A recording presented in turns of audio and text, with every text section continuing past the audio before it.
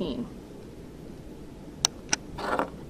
This is the 658th regular Arizona Racing Commission meeting of January 11th, 2018, held at 1110 West Washington, Suite 250, Phoenix, Arizona 85007. It's 10. It's 10. Ready? I'd like to call to order the 658th regular Arizona Racing Commission meeting of January 11th, 2018. Madam Secretary. Good morning, Commissioner Garay. Present. Commissioner Heupel. Present by phone. Commissioner Lawless. Here. Commissioner McClintock. Here. Thank you. We have a quorum. Okay, the first item for discussion is whether to go into executive session. Anybody feel a compelling need to? I don't.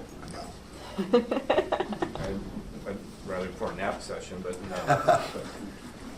Okay, no executive session. Item C, hearing before the commission. It's my understanding that the parties have decided to postpone it till the March 8th meeting, and that was by agreement of the parties, right, Cassie? Yes, sir. Okay. I noticed Michael Myers wants to speak on item C. Good morning, Michael Myers for the Arizona Department of Gaming Racing Division. Is just to confirm that the parties have agreed to a continuance. Okay, thank you, Michael. So I'll entertain a motion to continue until March 8th. So moved. Second. All in favor? Aye.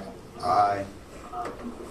Commissioner Garay. Yes. Commissioner Lawless. Yes. Commissioner Heupel. Yes. Commissioner McClintock. Yes. Motion carries. Okay, moving on to item D. Riedo Racing, Inc. request for approval of temporary racing permit for 2018, 2019, and 2020. Greg? Yes, good morning, everyone. Riedo has made a timely application for their permit renewal. They submitted it December 15th, 2017. The application has been deemed administratively complete, meaning that everything is there for us to move forward. We are now in what's called the substantive stage, which is a more in-depth look at the permit application.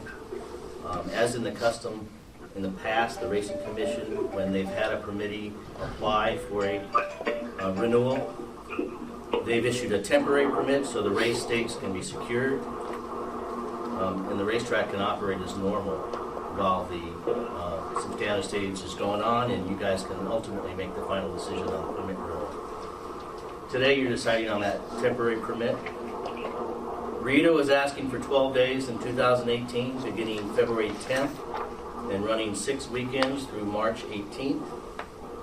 There's no secret that Riedo has faced challenges in the past, even before this current management team took over. In your packet, I've included some financial documents in an effort to be as transparent as possible, and also a report that Riedo issued last year seeking alternative funding options. Both Jay Wells and Mike Weiss are here today, so they're here to answer any questions that you have about the operation of Riedo.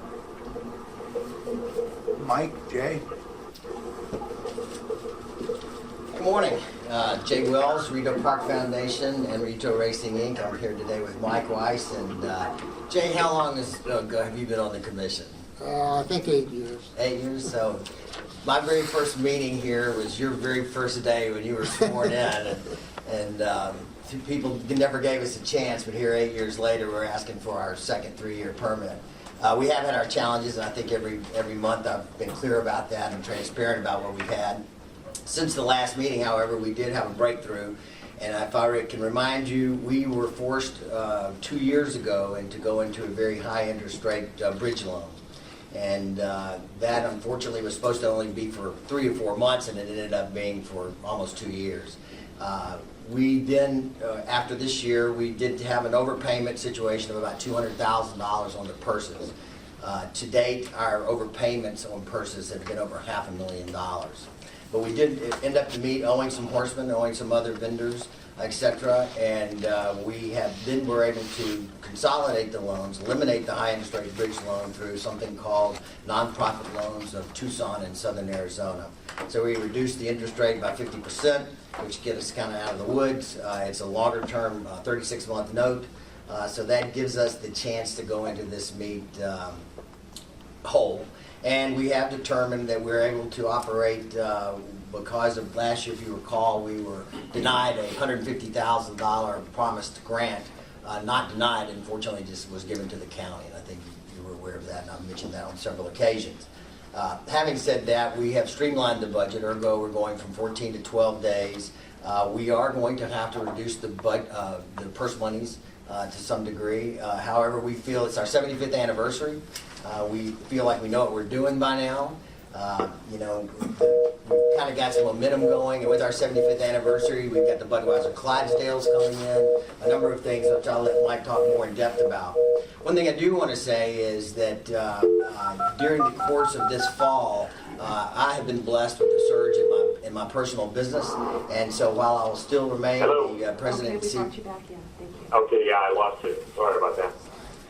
Well, I will remain the president and CEO of the foundation. I have asked Mike to step up and do more day-to-day things on the racetrack, and he has come a long way in developing our relationship with the U of A, et cetera, which I'll let him elaborate on. But I will still be around the racing, et cetera, but you'll probably see more of him or his assistants here at the next meetings. But we're very anxious to celebrate our 75th. We do feel like this is a breakthrough year for us. There's some things that need to happen on the legislative session to really make Rito be a viable commercial track. Before I turn it over to Mike, I want to say one thing, and I would urge you to consider this not just today in your decision making, but as we move forward through this year. Rito Racetrack stepped up as a commercial permittee, and since the 3-year permit was given to us 3 years ago, we have lived up to those marks.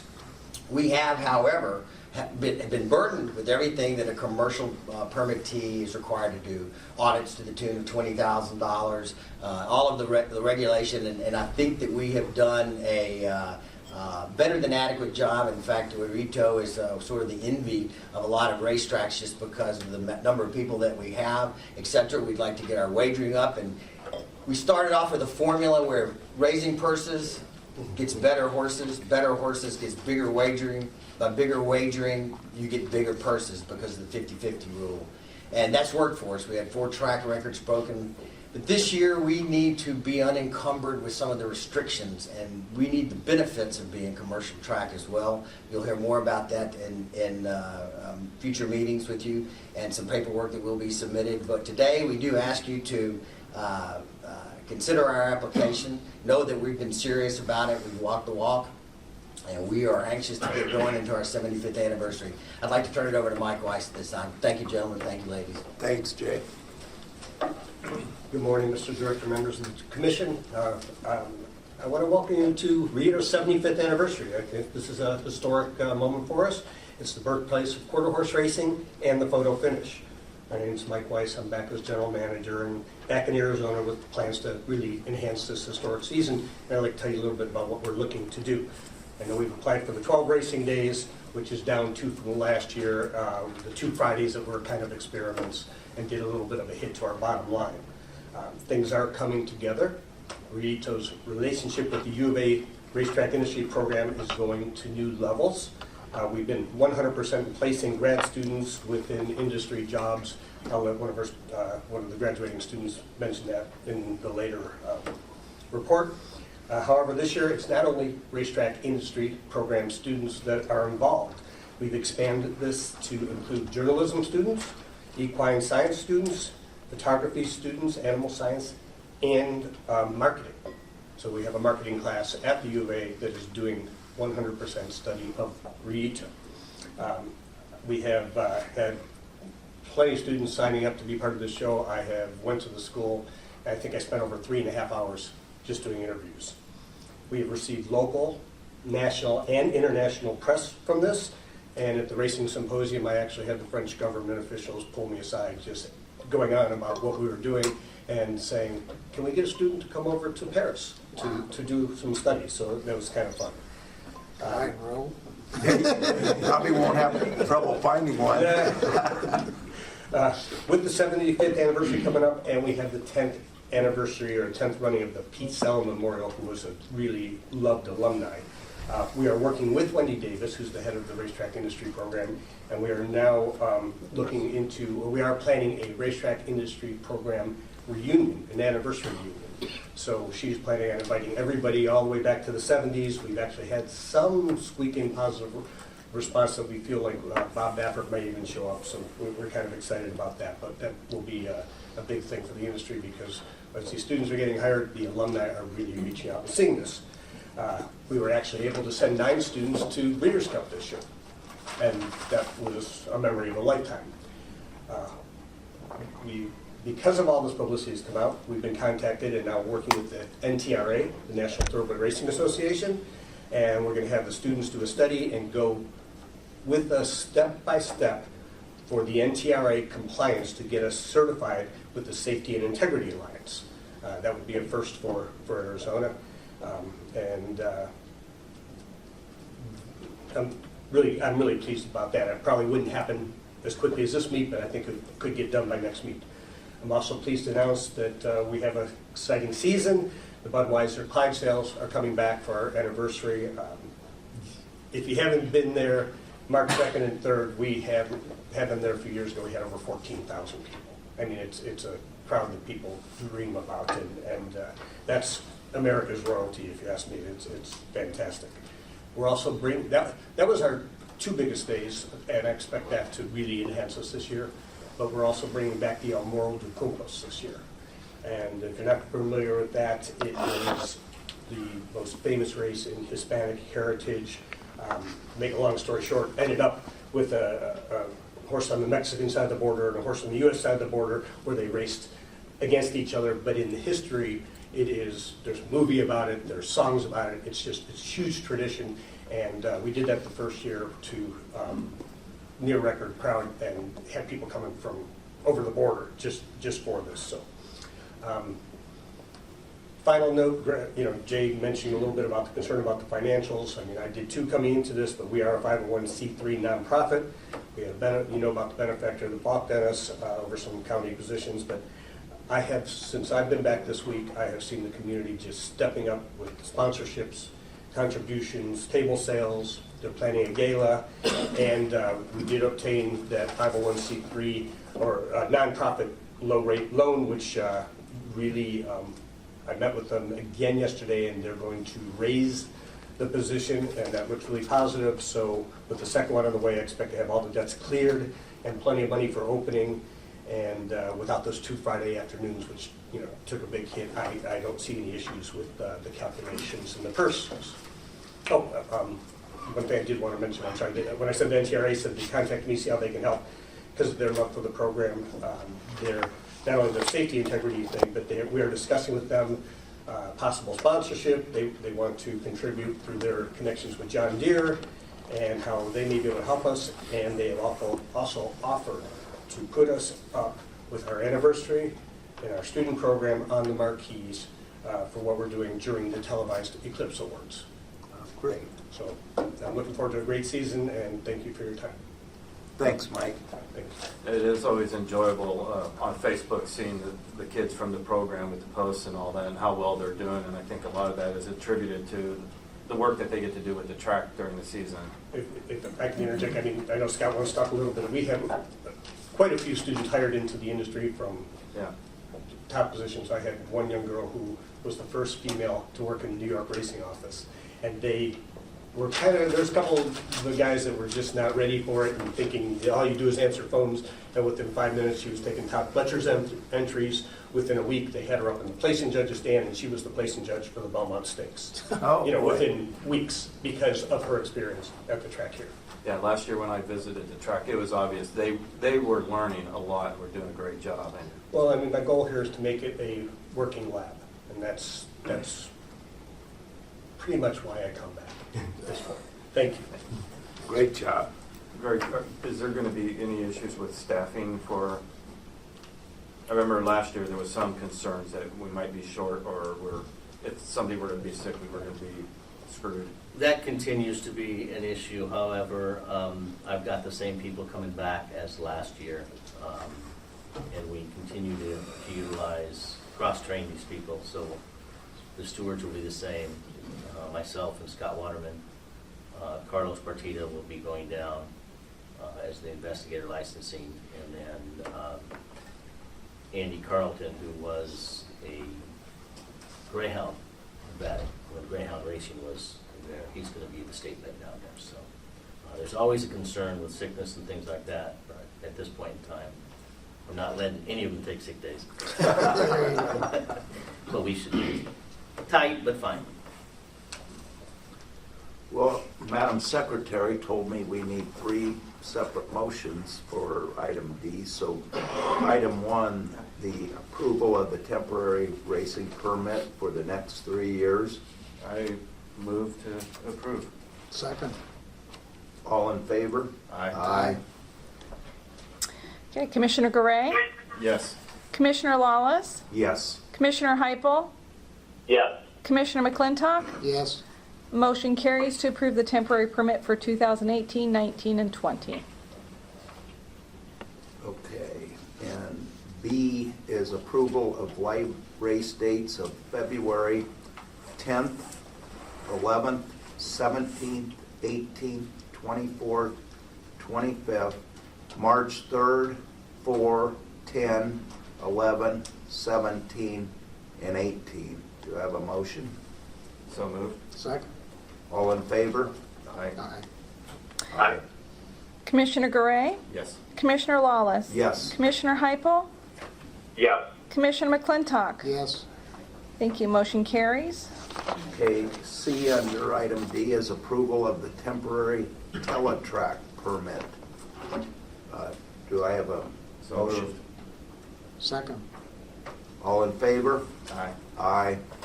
Aye. Commissioner Garay, Yes. Commissioner Lawless, Yes. Commissioner Heupel, Yes. Commissioner McClintock. Yes. Okay, motion carries. Okay. That moves us into information reports. Greg, turf safety report.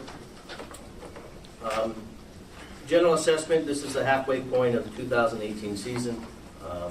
The backside of Turf Paradise has been beginning to see the wear and tear we expected, and I'm sure they expected, from having, a center point of workforce of hundreds of people and 16 to 1,900 horses that call Turf Paradise home. Many of the outside barn areas are being kept clean by the horsemen. You can see that they take pride in their operations. They look really nice on a lot of the barns out there. However, there's some issues that need attention from maintenance crews at Turf Paradise. One is we finally got some rain this week, and so we were out in course yesterday checking barns. We did monitor some barns that did have roof leakage issues, especially into the stalls. Some barns in rows A and D had leaks into the stalls. A couple of them, they were so significant that the horses were moved. Bedding was replaced. So we'll need to have a plan to fix those, and we'll ask Turf Paradise Management to include the plan. The vegetation, trees and weeds, they're in good shape. I noticed that late December, the crew out at Turf Paradise was cutting down the oleander bushes on the north side of the track. They are trimmed and they look good. I don't see any significant weed patches back there, overgrown vegetation or anything like that. There has been some issues with the restrooms, and it would be expected. As staff, they go into the restrooms at all hours. We notice some of the toilets need some maintenance. Some of the showers, typically sometimes the shower heads will be removed, but they need to be replaced. Noticed on an inspection in the K row, one of the showers had little to no hot water. Those are the type of things that we would expect, but we would like to see maintenance on. Toilet paper is always a deal there. I know it seems minor, but to these people it is a major thing. Sometimes it's non-existent in the restrooms. Late afternoons or evening inspections, there won't be anything there. Potholes, Roads, things like that, as expected, they're starting to become a problem. The water will catch into the potholes and they'll prevent draining. So they need to fix several areas, including the pathways on the north side of A-row barns. Near the training track, there's a couple issues over there. And then the road adjacent to the K barn is really seeing some pothole issues. Drainage grates could use some minor cleaning so the water runoff goes into the grates, and I'm sure that'll be done. Staff noticed that, like I say, several of the pathways have puddling, and I've given you a couple pictures so you can see where the puddles are there, and it means that the potholes are just absorbing the water. Training track, we've heard no issues. Railings appear to be in good shape. Main track, staff did walk the turf course. It's been idle since I think December 13th, is that correct? To allow for overseeding. We walked it in late December. The rain will help to green it up. And I think the grass, January 13th, tomorrow is, or Saturday is the one. Yeah. Did notice some sections of the rails that needed repairing. They're a little loose in some sections. So our eyes and ears on those are the horsemen and the jockey colony, so they'll make us aware of any issues that they have, maybe the hardness of the track or things of that nature. So we'll continue to reach out to them. Backside lighting, there's no significant issues other than minor bulb replacements that you would expect. The paddock, there is installed two. There was a horse that reared up and hit its head on the ceiling, created a 12-inch hole, as they will do from time to time. That will need to be patched up. I will let you know on another safety issue. In December, staff, along with Turf Paradise Security, and in cooperation with the Phoenix Police Department, conducted a barn search on a tip of illegal drugs being there. During the search, they did find some illegal drugs. They were confiscated, and the Phoenix Police are in charge of that case. 2 licensees were summarily suspended pending the outcome of the case. So those are the efforts to clean up the backside a little bit, especially when it comes to illicit drug use, and it seems to be having an effect. Several weeks ago, of course, long before the rain of this week, I had gone out to the track thinking it was a race date, and when I got there, found out it was not a race date. So I went ahead and spent some time walking around the backside myself, and one of the things I did observe there while I was there was the potholes with the water accumulating in it. And I did overhear one of the trainers talking about how last year when he was walking his horses around that they were going through these potholes with the water in it and would get some fungus or something. So, you know, I don't know if that's true or not being a licensed veterinarian, but it is a concern with the potholes and the water building up there, and I think it might be some time to start thinking about for how we're going to resolve this, you know, long term, because it seems to be popping up every year, and then with all the wear and tear, maybe it's time to think of how can it be resolved so it's not happening, and the horses are not, you know, if they are picking up some sort of fungus, that's not happening, because that's not good for the welfare of the animals competing in our sport. Thank you. Any other comments? No. Okay, the budget report. Director Casillas. Got Lori Anderson here to provide an update on. Okay. Laura Anderson, Department of Gaming. The budget is still on track. We don't see any foreseeable issues in this fiscal year. There were, with the elimination of some of the ADWA, there will be a slight reduction in Breeders' Awards due to this. And obviously, ADWA and pari-mutuel tax that we look at, but it's not significant. For the entire year, for an entire fiscal year, the ADWA and the pari-mutuel would be $20,000. It's not a huge ding to the budget. I'm not terribly concerned about that at the moment. And the Breeders' Award is a potential $10,000. And that is from the 5% source market fee. That $250 still stands. This would have been the additional above that. Okay. So, and things can obviously change because they've changed, over the week, but at this moment in time, that's what we look at. Any questions? Thank you. I think it's a good job to everyone. Yeah. Seems like it wasn't that long ago that we were fearful that we were going to be out of business, so whatever you guys have done, much appreciated. Yeah. Mr. Nolan, you were down on this item. Thank you.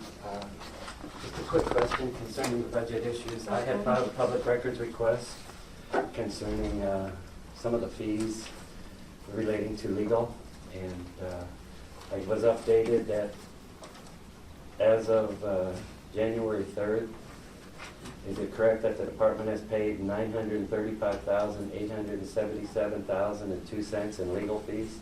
And is that still coming from risk management? Yes. It is, so it's a burden on the taxpayers in Arizona that is paying these legal fees? It is coming from risk management, Okay. yes. And just to note that from July 2017 to January 3rd, the fees were $150,000 in that 6-month period alone. Obviously, the budget's a concern. It seems like you've dropped staff to make the budget work. I'm concerned about the staff, the qualifications, and how the replacements, have you replaced, and things like that. Because like you said, there was this last May where you didn't think you were going to make it through, then articles in the paper. So the concern is it properly staffed? Would you want more staff if you had the funding? And are we in trouble because you don't have enough staff to do maybe proper investigations? One of my concerns is I brought information to the department. I've heard nothing concerning an investigation that I brought. So I just have concerns, and obviously there are concerns of the state now that we're reaching $1 million in legal fees that are being paid, and how to correct these things. So I appreciate the time, and thank you. Okay. Moving on. Greg, legislative update. For many of you that may not have known, the legislators have opened session on Monday. They had the State of the State. As of right now, there have been no bills that have dropped that affect racing. However, staff does monitor it daily, okay? And I think the governor is expected to release his budget tomorrow. So that is all I have at the moment. So with any time with the lawmaking process, things can change daily. Bills are submitted daily, so we'll continue to monitor it. Thanks, Greg. ADW, who's going to speak on that? Yeah, I wanted to put this on the agenda because over the last couple weeks, late in December, early January, we were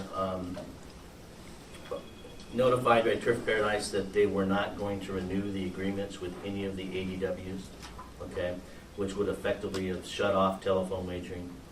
Since then, there's been a lot of negotiations going on, a lot of talk, people coming together, and Turf Paradise has signed agreements now with, if I'm correct, ExpressBet and TVG, and I think Vince or Jerry can come up and speak to that.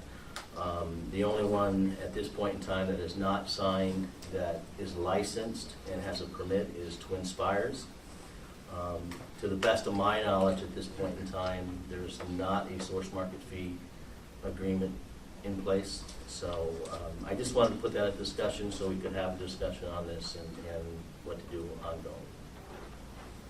Does anybody from Turf want to come up and address the ADW? Vincent Francie, General Manager of Turf Paradise. Mr. Chairman, Commissioners, Mr. Director. If I could segue back just a second to amplify a little bit on Mr. Stiles' safety reports, some current information. The barn roofs have been repaired. The plant superintendent advised me yesterday. The potholes ongoing, that needs to be addressed in a more comprehensive manner. Otherwise, it's just going to continue with the amount of horse traffic we have on a daily basis. And the restroom issue, like I mentioned previously, we do have a member of staff. That's all he does is take care of that. But we did have our cleaning crew, which takes care of the plant, the facility, go back and go through the restrooms on the backside and clean them all up. And it's just going to be a continuing thing. They're stocked every day with what they need to be, and then by afternoon, the amenities of a restroom disappear. So it's just something we live with. Let me get into the advanced deposit wagering. As Mr. South just mentioned, we do have contracts now with TVG and ExpressBet. So they are in operation. Phone betting is continuing.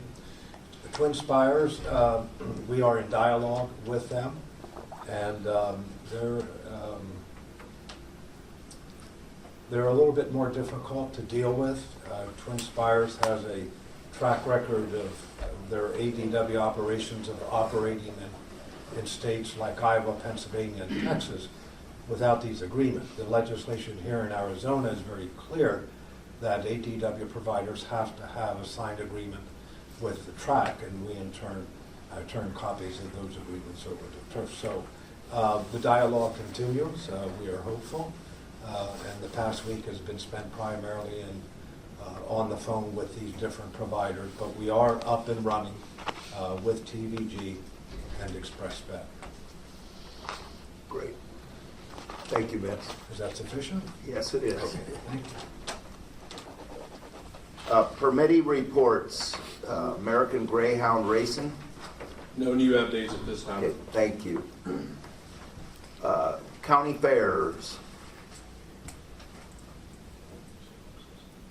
Rito, anything to add prior?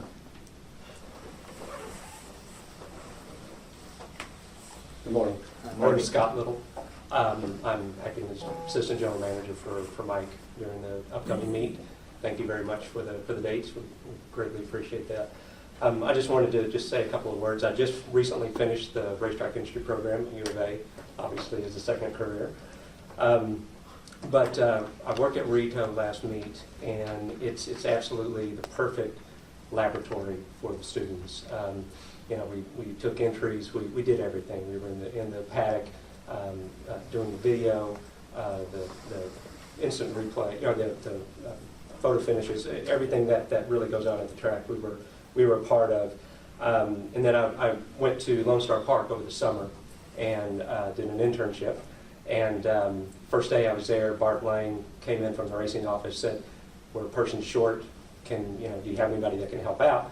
And I was there, and I volunteered, and was lucky enough to work with Julie Kango, who's now the steward at Turf Paradise.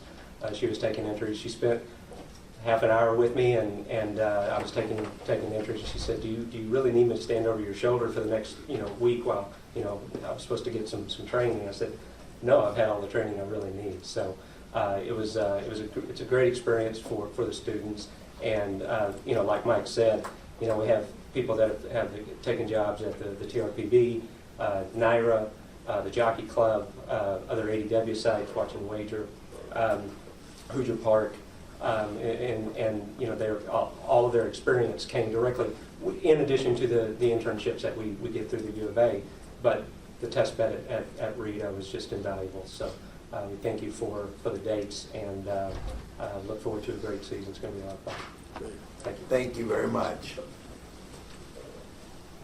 Turf Paradise. Anything else to add? The only thing to add is this Saturday, the track celebrates its 62nd birthday and the running of the Cotton Fitzsimmons Mile on the turf. Congratulations. That's a nice milestone. Tucson Greyhound Park. Nothing to report. Thank you. Okay, the Optional Industry Stakeholder Association updates. Arizona County Racing Association. I will just make a statement, Cassie Goodwin. I spoke with Eric yesterday. He's with Yuma County Fairs, and he said that they're working to keep this going. They've just had some difficulties in making their meetings, but they're still present. Okay, good. Thank you, Cassie. Arizona Greyhound Association. Arizona Quarter Horse Racing Association. Nothing to report, sir. Thank you. Arizona Thoroughbred Breeders Association.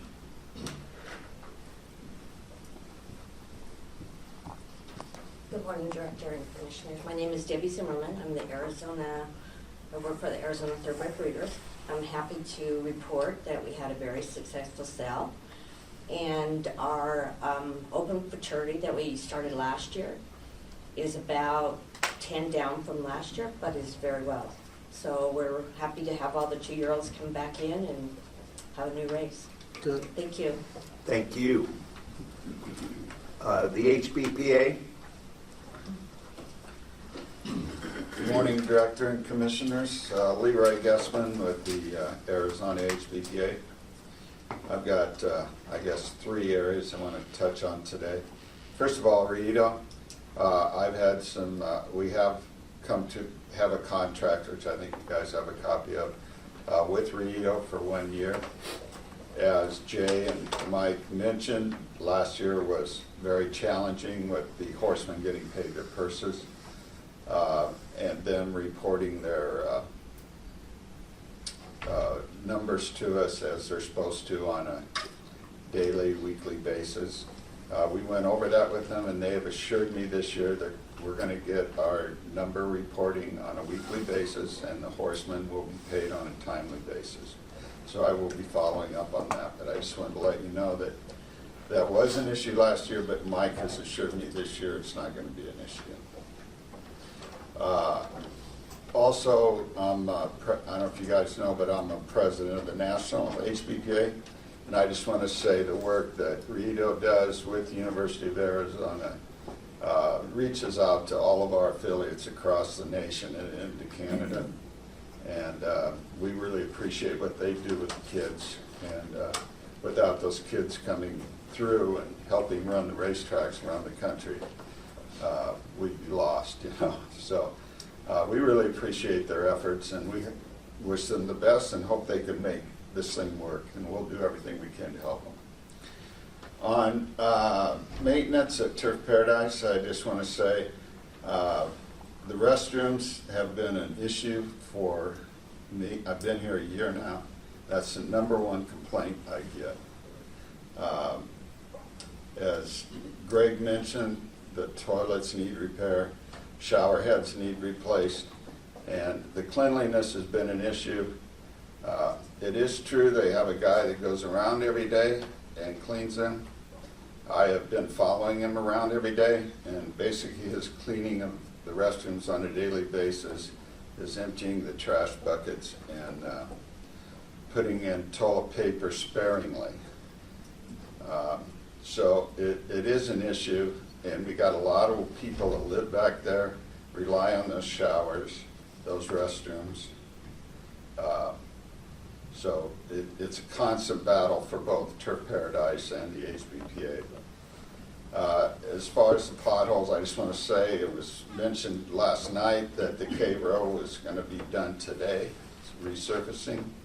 So they make a big effort to keep the potholes covered. It's just an ongoing problem, and I appreciate your comments about we need to look at something long-term to fix the problem on a long-term basis, because it's just continually, they fix one pothole and then the water goes to the next area that's the low spot and creates a new one. So on the ADW, we were there, or I was there, and a couple of our board members were there with Jerry and Vince last week, working hard in getting these contracts renegotiated. And I want to say they made a big effort in keeping this going. There is an issue with Twin Spires, and with my hat as the national president, I can tell you these guys do have a MO of working in states without contracts. They think they're bigger than everybody else, and they think they don't need contracts and they can operate illegally. I know several states right now they're operating in illegally, but until somebody like Texas that challenges them and takes them through the court system, they just keep operating. So Just wanted you to be aware of that. And again, the horsemen appreciate what Jerry and Vince have done with getting the ADW up and running, or the phone wagering up and running. To make this thing really work and really be successful, it's going to take to where we can start using the computer and the phone apps. And I know that's a legislative issue, not your issue, but hopefully somewhere down the road we can get that to where it works like it does everywhere else in the country, where it's just used on a phone app. And we're also, the horsemen at Arizona Horsemen are very excited about JACO and their movement on Yavapai. And I guess that pretty much sums up my comments. Do you have any questions? Okay, Jay. Thank you very much. Okay, thanks. J-Corps.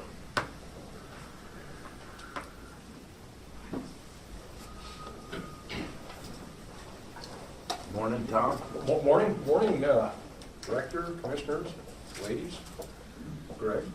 I'm Tom Author of J-Corps Partners, and at our last meeting, I said I hoped I could show up the next meeting and say we own a horse track. Unfortunately, when we walked in here this morning, it had not recorded, so I couldn't say that, but at 10:01, I got an email from the title officer saying that it had all recorded, and so now we own a horse track. So Congratulations. So we're going to catch our breath for a day or so, and then, but I really have to say that we could not have done it without all of you folks and the HBPA. Everybody's been really wonderful to work with. We feel like we've made some friends along the way, and we were laughing that we hope we weren't like don't end up like the guy who has a daughter he's trying to offload, and she's. Yeah, you see, there's various suitors have come in and out the door, and nothing takes. They tie it up for a while and it doesn't work. Finally, one guy, Bobby, comes along. It looks like a good prospect, so he's selling it hard. He's being nice to the guy taking her to the ball game, and he's telling her, listen, she's a big girl and she's missing a few teeth, and she hits the sauce a little bit, but she's got a nice personality, and she makes her own clothes and can cook, and so finally the guy marries her, and he calls him the next day and says, "Hey, it's your son-in-law Bobby." Long pause. I go, sorry, what's the name again? I don't click. So anyway, we don't think that'll happen, but we did just laugh coming over here saying that's, wouldn't that be something? Anyway, all kidding aside, we're thrilled, we're relieved, we're optimistic. We formed a new company, and it's all filed and everything with Corey Johnson and Ann McGovern. And Ann's going to run it. Corey is going to be our, general manager or something. So we'll be getting together and working with Greg to get the permit going, and hopefully that will go smoothly. And so that's a report. But anyway, thank you all very much for hanging in there with us. I know we must have seemed like a real long shot when we started, and we probably were, but all's well that ends well. 3 minutes. I have a question. Hey, Tom, this is Dave Heupel. I have a quick question. Sure. Do you think there's any chance that you guys would be open this summer, or are you shooting for the following summer? Possibly. We've met with the horsemen, and I think the general attitude is if you can't get this thing done and do a good job with it, we don't want to do some half-baked kind of deal. But we're going to hustle and try and get it done. Part of that is obviously the licensing and permitting process. So, we had hoped to. I would say that it's probably, somewhat unlikely unless it's a requirement that we have a meet in order to start collecting purse monies or something. But we've discussed that with Greg, and we're going to hopefully come to a conclusion on that here shortly. Cassie, do you have a question? Is it going to remain Yavapai Downs, or We're is probably that? going to change the name. And I don't know to what, but something that when people say, that must be in Arizona or something, and I mean, maybe a lot of people are familiar with where Yavapai is, but we've got a guy that we've hired to do work with us on the rebranding. He lives across the street from me, so we had an extensive search to person is, and there he was, on my patio having a beer. Amazing how things work out, but, Tom Arthur track would be the yeah. catch. Handsome devil down. Right. Anyway, that's it, but thank you all very much, and we'll be in constant communication. Congratulations. Thank you, thank you. With the, if they were to open up this summer, is there going to be any possibility on the budget with the additional workload or? There's going to be some scrambling to get staff in place and trained, so, the revenue that would come in from the FFI would obviously be helpful in facilitating that extra staff. Shot in the dark, Jockeys Guild? You need to stay away to get them here. Yeah, the one meeting I missed, they show up. Commission reports, summary of current events affecting the commission. None. Identification of matters to be placed on future agendas. Anybody have anything? Okay, call. Yeah. Oh, Hey, Tom? yeah. I'd like to, Leroy mentioned something that triggered a thought. He mentioned, I guess other racetracks have an app for wagering, Right. and Arizona doesn't allow that. Correct. That's due to the I'd like legislation. to see why we don't allow it and how we could get that changed. So Well- legislature. Yeah, I think Vince could probably answer that, or someone could answer that, but it's got to do with, Maybe Greg could answer. got to do with the Indian wagering contract. And basically, they get whatever the racetrack gets, so they could have online gaming. And the legislature's not too excited about them having the ability to have online slot machines and blackjack and that sort of thing. Well, aren't the gaming contracts being renegotiated right now? I don't know. They are at the governor's. If it's happening in all the other markets and benefiting the racetracks, we should be fighting for that. Absolutely. Yeah. And ADW I right don't know now how is to kind of do a it. joke, I don't know anything so. about it, but I heard it today, and I whether we put it on the agenda and bring in people that know what they're talking about and how to get this done, but it's something we shouldn't sit on our hands if there's an opportunity to generate additional revenue. I think that's all being explored right now by. Is it? Okay, I know nothing about it, but No, I think we're all in agreement on that, Dave. yeah. All right. Good. Who's exploring? Who's I don't know, Jerry, you want to Involved in comment it on now. this at all, or can't? We're gonna have Vince come up and give us a little, whatever he can tell us about what's going on. And the operative word is whatever. You're correct on one thing, it's a matter for the legislature. And when phone betting was authorized back in 2015, that is what we wanted. We wanted internet viability for the system, but the legislature did not want that because what pari-mutuel gets, the sovereign nations get for their gaming operations, and for whatever reason, the legislature did not want that internet gaming for the nation. So we took what we could get, which is what we have. The problem with the current system, in talking to the horse players that have the phone betting, it's very cumbersome. You have to go through a series of things, codes, punching this in, that in. It's not friendly. The best example I could give is what I heard recently during the holidays. A record $60 billion was spent by Americans in holiday purchases. Nearly 80% of that was done on the internet. So we're not requesting something that isn't in play all across the world. But to get back to the main point, it would have to be done through the legislature. Why would that help us? To be internet friendly, you're opening up bigger markets than what we have now. Because we've done enough through the recent negotiations that we've had with the providers and having to back off phone betting because it's basically taking money instead of giving money to the Horsemen's Purses and to Turf Paradise. The way to make it phone betting so that it really has a chance of success, it has to be internet friendly. Because now, Commissioner? Dave, did you have a comment? Well, other than if we want to bring in younger wagerers, I'll call them, it's all about their phone. Everything this younger generation is doing today is on the phone.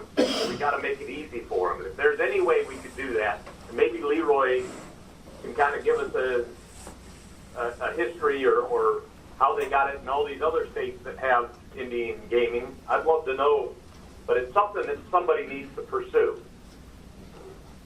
And we say somebody's pursuing, who's that someone? The pursuit, Commissioner, would be done by the industry, which involves not only Turf Paradise, but the horse racing industry in the state, the HBPA, obviously. Being in the world of politics, as I was for 20 years out in Cave Creek, politicians cannot act on what they are not approached with. So we can't assume that they know that we would like this. We have to make our case why we would want it and how it benefits the industry. The Commissioner is absolutely correct. The millennials and the generation after the millennials, they're all tuned into their phones. We all know this. And if you are not on that iPhone or Android, you do not exist to that generation. It's that simple. And if you do not have access to your product via the internet, then you're not there. So, to me, it's just a matter. Is this something for our lobbyists to start working on? We don't have that. Under our direction, yes, it would be for the lobbyists for the HBPA and for Turf Paradise. And the worst thing that can happen with politicians, the absolute worst, is they say no. That's the worst thing that can happen. But we're in a situation now where we can't grow. We can't make the phone betting work in a way that's beneficial to the horsemen and to us. And so you go and you make your case to the legislature, and again, the worst thing that can happen is they say no. I'd like to add this for a future agenda item. And in the interim, let's figure out who the right people are to come in and discuss this with us. Well, is it underway, Vince, with the lobbyist, or is it something that? We've had discussion with our lobbyists, but by Commissioner, if you mean underway, are we doing something active with the legislature that's getting ready to move into session? No, we don't have anything active to put out there before them. Yeah, I would just encourage those that do have lobbyists to start looking at how to bring this about. I know on the Greyhound racing side, if you look at the numbers that are bet at track, it looks like gambling on the dogs is going down. But when you bring in the numbers of what's being done on everyone's phone, it's actually going up. There's more betting going on the Greyhound because they're using their phones. And I think if we don't have it here, it's an opportunity lost. It is. If we look at the past performance, the legislature was clear. For whatever their reasons, they did not want,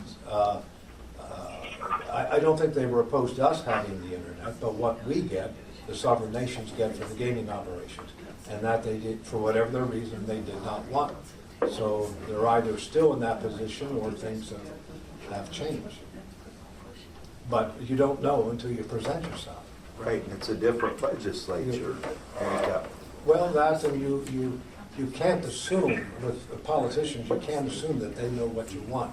You actually have to approach them with what you want. Well, I'd encourage all the stakeholders to get their lobbyists going, since the session just opened this week. The worst I can say is no, Commissioner. Well, Tom, I can comment Oh, to a good. slight degree here. good. Regarding internet wagering, the reason that it's not permitted at this time is because when the state entered into compact agreements with the Indian tribes, there was a section in there that included no internet wagering. Now, if anything changes regarding gambling within the state, it invokes poison pill, so to speak, with the Indian contracts, the compacts. And it would allow the tribes to stop making contributions to the state, which funds education and a variety of divisions within the state. So, this isn't something that is very simple. It has to involve a variety of people, all the Indian nations, the governor's office, and, obviously lobbyists, the legislature, and everybody else. So it's not a minor issue. It's going to involve a lot of talks with a lot of people, but it's a policy decision that the governor's office has to be involved with. Gotcha. Okay? Yeah, but Rudy, isn't this the time that we should be addressing this because the Well, Indy it can be mentioned through. As we speak? It can be mentioned. I'm positive that the governor's office is well aware of it. It's been brought to their attention previously, not only by racing, but other entities. And, it's just one of these things that they have to work out, and, it's not going to hurt to have the lobbyists reach out to them, but bottom line is they're well aware of it. Gotcha. The director is correct about the poison pill. That's always been a concern of the ninth floor as well as the legislature.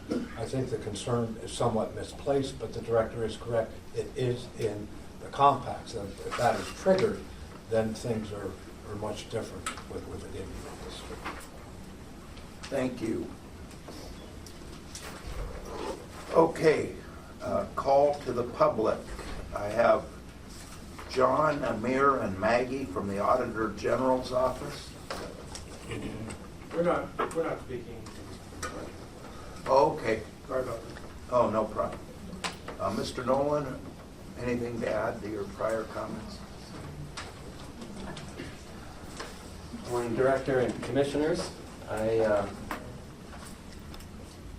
haven't spoken before the call of the public. I'm sorry, please re-identify yourself on the record with your voice. Okay, Steve Nolan, a Thank you. licensee for more than 30 years in this state, currently licensed as an owner and in good standing. I haven't spoken at the call of the public portion of the commission meetings for almost 2 years due to pending litigation that I was involved in. There are a number of pivotal issues that have been ignored that call out for action and discussion, budget issues, and so on. I have undertaken 2 platforms to assist in bringing about the necessary steps to address these matters. I am in the process of creating a website to put a lot of pertinent information that I've received from public records requests, former legislation, former speeches at the legislature, and so on. I have also, believe it or not, registered as of Monday with the Secretary of State's office as a lobbyist for compensation, and it hopes that I can bring these issues before the legislature. These issues being budget concerns, the need for legislation to curb a permittee's arbitrarily excluding of licensees, the fact that funds that should otherwise be allocated to promote racing in Arizona have been eaten up by a private dispute involving one or both of the Sims brothers. I welcome the opportunity to discuss these concerns with the Commission and anyone else here today so that we can get past the negativity that has burdened our industry for years and move forward to wake up the true and full potential of what racing can and should be in the state of Arizona. So if I can help any of the stakeholders, I hope to meet with people so that I can be a voice for what's needed at the legislature. Thank you very much. Thank you.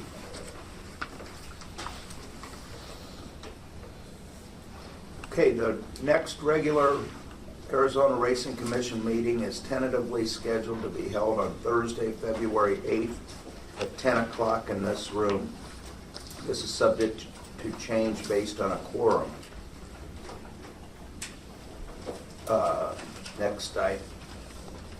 Next item is adjournment. I'd entertain a motion. So moved. Second. All in favor? Aye. Aye. Okay, this meeting is adjourned at 11 a.m. Are we